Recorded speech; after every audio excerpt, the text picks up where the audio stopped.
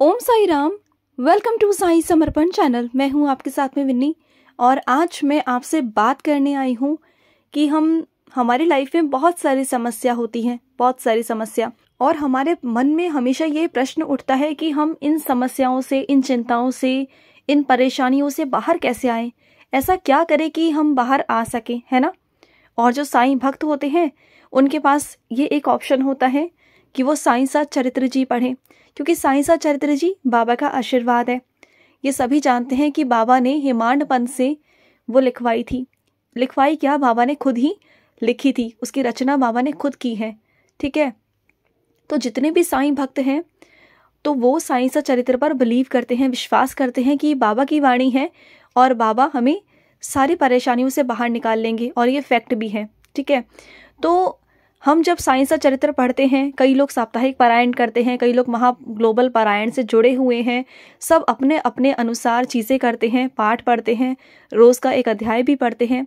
और ये मेंशन भी है साईं सा चरित्र के अंदर कि जो भी रोज़ साईं सा चरित्र पढ़ेगा या साप्ताहिक पारायण करेगा, उसकी सारी इच्छा, उसकी सारी मनोकामना पूरी हो जाएगी। और ये मैं नहीं कह रही, ये साईं सा चरित्र जी कह रहे हैं, जहाँ बाबा ने मेंशन किया है। आप चाहें तो एंड में जाकर, जो लास्ट अध्याय है उसमें जाकर आप चेक कर सकते हैं, वहाँ पर साफ साफ बाबा ने लिखा हुआ है। ठीक है, कि अगर हम साईं सा चरित्र पढ़ेंगे तो हमारी लाइफ की बहुत सारी प्रॉब्लम्स खत्म हो जाएंगी, इनफैक्ट जड़ से ही खत्म हो जाएंगी, बचेंगी नहीं ना, अगर हम पूरे विश्वास के साथ पढ़ें। और जो भी साईं सा चरित्र पढ़ चुके हैं या पढ़ रहे हैं ना, उनके जीवन में अनुभव भी हुए हैं और उन्होंने बाबा को महसूस भी किया है साईं सा चरित्र के माध्यम से कि बाबा हैं। ठीक है, तो आज मैं आपको ये बात करने आई थी कि वैसे साईं सा चरित्र के अंदर 52 अध्याय हैं। ठीक है, तो जो 52 अध्याय हैं उसमें से कुछ अध्याय ऐसे भी हैं जो ऐसे हैं कि हमारी लाइफ की प्रॉब्लम्स को हम ख़त्म कर सकते हैं, और ऐसा बहुत लोगों के साथ में हुआ भी है। ऐसे ऐसे चमत्कार हुए हैं कि आप सोच भी नहीं सकते हैं। और मैं ये सिर्फ बोल के नहीं बता रही हूँ, ये मैंने एक्सपीरियंस किया है और काफ़ी लोगों से किया है, एक से नहीं, बहुत सारे लोगों से मैंने एक्सपीरियंस किया है। आप लोगों में से ही बहुत सारे लोग ऐसे हैं जिनसे मैंने ये एक्सपीरियंस लिया है, जो अनुभव लिया है, जो बाबा के साईं सा चरित्र के जो अध्याय हैं उनके माध्यम से बहुत सारी चीज़ें, बहुत सारे अनुभव मेरे सामने आए हैं निकल कर। और बाबा ने मुझे ये संकेत दिया है कि मैं भी आप तक वो बातें पहुँचाऊँ जिन तक ये बातें नहीं पहुँच पा रही हैं, मैं उन तक ये बातें पहुंचा दूं। क्योंकि जिसको प्रॉब्लम होती है वो पूछता है और उनकी प्रॉब्लम सॉल्व भी हुई है। तो मुझे लगता है कि ये जो टॉपिक्स हैं, जो ये बहुत इम्पॉर्टेंट है और मुझे आपको ये सबको बताना चाहिए। सबके पास ये जानकारी होनी बहुत ज़रूरी है। तो जैसे कि आते हैं पॉइंट पर कि जैसे लाइफ में सबके प्रॉब्लम्स हैं। ठीक है, सबकी अलग अलग तरह की प्रॉब्लम्स हैं और सब बोलते हैं कि हम कौन सा अध्याय पढ़ें और ज़्यादा क्या किस में अफेक्ट है। वैसे तो आप पूरी साईं सा चरित्र जी पढ़िए, आप पूरी साईं सा चरित्र जी पढ़ेंगे, उसमें साईं का नाम है, और साईं का नाम जहाँ है ना वो सफिशिएंट है, वो सबका तोड़ है। जो साईं का नाम है ना वही तोड़ है, जो मंत्र है ना साईं का वही तोड़ है वैसे तो। लेकिन फिर भी मैं आपको बता दूं कि जो अलग अलग सिचुएशंस के हिसाब से अलग अलग जो अध्याय हैं, जिनके बारे में आज मैं आपको बताने वाली हूँ कि आप इस प्रॉब्लम में ये वाला अध्याय ज़रूर पढ़ें, तो बहुत जल्दी आपका जो प्रॉब्लम्स हैं वो सॉल्व हो जाएंगी। तो चलिए आते हैं प्रॉब्लम्स की, जो प्रॉब्लम्स हैं उसके बारे में, कि उससे रिलेटेड हम कौन सा अध्याय पढ़ें कि हमें जल्दी प्रभाव मिले और जल्दी हमें अफेक्ट हो। ठीक है, तो सबसे पहली बात करूंगी मैं 11वें अध्याय की। साईं सा चरित्र का 11वां अध्याय आप कंटिन्यूस रोज़ पढ़िए। अगर आपकी लाइफ में डिसबैलेंस हो रहा है, प्रॉब्लम्स हैं, बहुत सारा कुछ समझ में नहीं आ रहा है, लाइफ उथल पुथल हुई पड़ी है, कुछ समझ में नहीं आ रहा, बिखरा बिखरा से सब कुछ हो रहा है ना, तो आप 11वां अध्याय रोज़ पढ़िए, कंटिन्यूस पढ़िए, बिना रुके पढ़िए। ठीक है। दूसरा, अगर आपकी लाइफ में मुकदमा चल रहा है ना, कोई केस है, आपकी लाइफ में कोई केस चल रहा है और बहुत सालों से चल रहा है या अभी चल रहा है, आपको समझ में नहीं आ रहा कि ये केस ख़त्म कैसे होगा, क्योंकि केस ना बहुत ईजिली ख़त्म नहीं होते, ये उनको पता है जिनका चल रहा है ना। ज़िंदगी लोगों की चली जाती है केसों के अंदर, मुकदमों के अंदर, लेकिन वो कभी ख़त्म नहीं होते। तो अक्सर हम यही सोचते हैं कि बाबा कि ये मुकदमे ख़त्म हो जाए, कुछ भी ऐसा हो जाए कि ये मुकदमे ख़त्म हो जाए। तो आपने अध्याय 12वां साईं सा चरित्र जी का अध्याय 12वां आपने रोज़ कंटिन्यूस पढ़ना है और आपके मुकदमे देखना बहुत जल्दी ख़त्म हो जाएंगे। चाहे जैसे मर्ज़ी आपके मुकदमे हो वो ख़त्म हो जाएंगे। और मैंने ये आजमाया भी हुआ। आजमाया क्या, एक डिवोटी का अनुभव भी था। और क्या था कि उनका भी मुकदमा चल रहा था और मेरे मुख से निकल गया था कि आप 12वां अध्याय पढ़े मुकदमे के लिए। उन्होंने 12वां अध्याय रोज़ पढ़ना कंटिन्यूस शुरू किया और उनका जो मुकदमा था वो ख़त्म भी हुआ और बहुत आसानी से हुआ और सब कुछ उनके पक्ष में ही हुआ। ठीक है, तो मैं ऐसे ही नहीं बोल रही हूँ, मैं अपने एक्सपीरियंस के बेस पे बोल रही हूँ। और मैंने शायद वो चैनल पर शेयर भी किया था बहुत पहले, बहुत पुरानी वीडियोस में भी होगा। और अध्याय बात करूँ मैं 15वें अध्याय की, जिनकी नौकरी नहीं लग रही है, जो परेशान हैं, जिनके लाइफ में बहुत सारे उतार चढ़ाव आ रहे हैं, जिनको सक्सेस नहीं मिल पा रही, वो नौकरी के लिए बहुत परेशान हैं। हर जगह वो ये सोचते हैं कि नौकरी कहाँ से मिलेगी, कैसे मिलेगी, क्या होगा क्या नहीं होगा, भविष्य का क्या होगा, फ्यूचर का क्या होगा, कुछ समझ में नहीं आ रहा। और उन्हें नौकरी की बहुत सख्त ज़रूरत है, नौकरी चाहिए उन्हें। तो वो 15वां अध्याय रोज़ पढ़ें। मैंने ऐसे ऐसे डिवोटीज़ देखे हैं कि जिन्होंने 15वां अध्याय कंटिन्यूस बाबा के समक्ष पढ़ा, शिरडी जाकर पढ़ा। और शिरडी में चावड़ी के सामने एक अब्दुल जी की एक मज़ार सी, एक दरगाह सी बनी हुई है ना, तो उनके अंदर जाकर भी मतलब बाबा वहाँ बैठते थे। तो वहाँ जाके भी कई डिवोटीज़ ने वहाँ जाके 15वां अध्याय कंटिन्यूस पढ़ा। उन्हें गवर्नमेंट जॉब चाहिए थी, उन्हें गवर्नमेंट जॉब भी मिल गई। उन्होंने बाबा के समक्ष पढ़ा, उन्होंने द्वारिका माई में बैठकर पढ़ा, उन्होंने समाधि मंदिर में बैठ के पढ़ा और उनकी इतनी जल्दी मनोकामना पूरी हुई कि कुछ ही दिनों के अंदर उनकी गवर्नमेंट जॉब जो थी वो लग गई। और वो इतना खुश हुए, क्योंकि हम जो मेहनत कर रहे हैं वो तो हम कर रहे हैं, लेकिन ऊपर वाले का आशीर्वाद होना भी बहुत ज़रूरी होता है। क्योंकि हम सब धुले हुए तो नहीं है ना, सबके पाप धुले हुए तो नहीं है ना।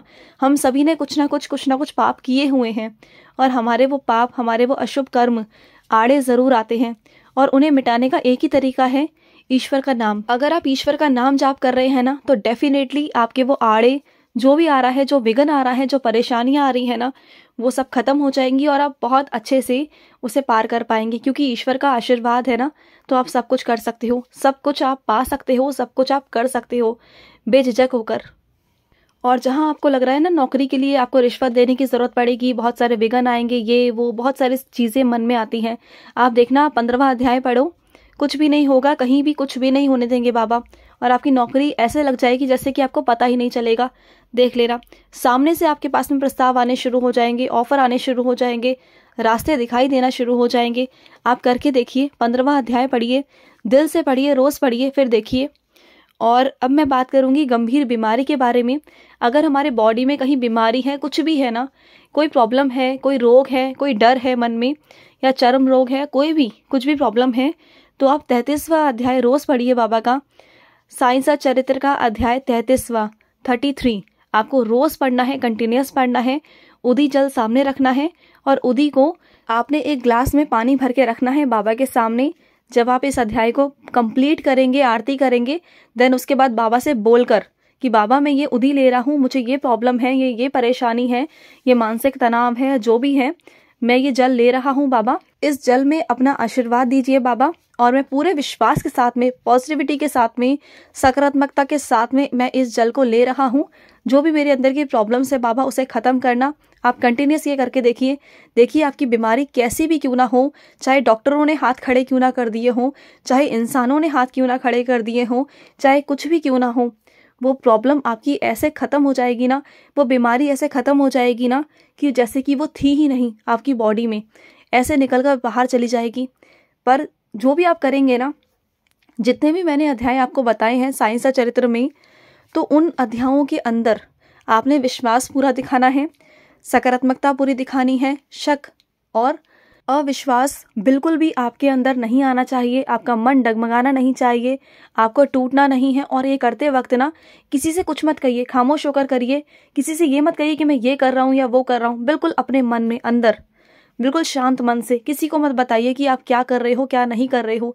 जिस दिन हो जाएगा ना, उस दिन आप सबके सामने बता सकते हो कि आपने ये किया, लेकिन करने से पहले बिल्कुल मत बताओ, आराम से करते चलो, ठीक है। आराम से अपने मन और अपने बाबा, बस इसके बीच में ये बातें रहनी चाहिए और किसी तक, ये तीसरे इंसान तक ये बातें नहीं पहुंचनी चाहिए। बस बाबा और आपकी बात है, आप दोनों आपस में कर सकते हो और चीज़ों को बहुत आसानी से बाबा सुलझा देंगे। और ये बात मैं पूरे पूरे विश्वास के साथ में कह रही हूँ। अगर आप पॉजिटिविटी के साथ करेंगे ना तो डेफिनेटली जो भी मैं आपको बता रही हूँ ये आपको मिल जाएगा, आपकी सारी इच्छा पूरी हो जाएगी। और एक बात और, साईं सा चरित्र एक खजाना है जिसे आप जितना पढ़ोगे ना उतना आपके ज़िंदगी में रंग भर जाएंगे। आपको लगता है ना कि हम रोज़ रोज़ रोज़ एक ही अध्याय पढ़ेंगे, रोज़ हमें याद होंगे, ऐसा नहीं। आप कभी नोटिस करना, जब भी आप अध्याय पढ़ते हो ना तो आपको हर बार ऐसा लगेगा कि अरे ये तो कुछ नया है, ये तो मैंने पहले पढ़ा ही नहीं, जबकि हम उस अध्याय को कितनी बार पढ़ चुके हैं। लेकिन हमें हर बार किसी शब्द पर जाके हम रुक जाते हैं, किसी वाक्य पर जाके हम रुक जाते हैं, या किसी चीज़ पर हम अटक जाते हैं। तो वो कौन अटकवाता है? वो बाबा अटकवाते हैं। बाबा हमें बार बार कुछ संकेत देने की कोशिश कर रहे होते हैं, कुछ नया बताने, कुछ नया सिखाने की कोशिश कर रहे होते हैं, जो कुछ बच्चे समझ पाते हैं और कुछ नहीं समझ पाते। तो बाबा के संकेत देने के यही तरीके हैं। ये निर्भर करता है हमारे ऊपर, डिपेंड्स करता है हमारे ऊपर कि हम कितना और क्या समझ पा रहे हैं, बाबा के संकेतों से समझ पा रहे हैं कि नहीं समझ पा रहे। और एक चीज़ और है, जब भी हम साईं सा चरित्र पढ़ते हैं ना तो हम जल्दी जल्दी ख़त्म करने की कोशिश करते हैं। ये सोचते हैं कि अरे हमारा ये काम रह गया, वो काम रह गया। तो ऐसे नहीं कर सकते आप, ऐसा नहीं कर सकते।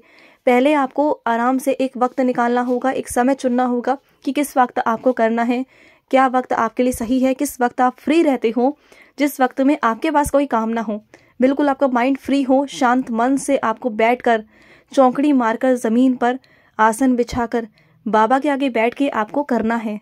ये नहीं कि अरे कुकर की सीटी बज रही है, अरे वॉशिंग मशीन लगी हुई है, अरे ये काम रह गया, उसने आवाज़ लगा दी, तो कभी कुछ और तो कभी कुछ और। बहुत तरह की चीज़ें आती हैं घर के अंदर। तो कोई ऐसा वक्त चुनिए जब आप शांति से कर सकें। और अगर आप ब्रह्म मुहूर्त में करते हैं तो बेस्ट है, उससे बेस्ट कोई समय है ही नहीं, क्योंकि वो अमृत वेला है, वो ब्रह्म मुहूर्त है। वो समय ही ऐसा है कि जब आप पूजा पाठ करेंगे तो डायरेक्ट आपकी प्रार्थना बाबा के पास पहुंच जाएगी, ईश्वर के पास पहुंच जाएगी, क्योंकि उस वक्त में देवी देवता धरती पर वास करते हैं।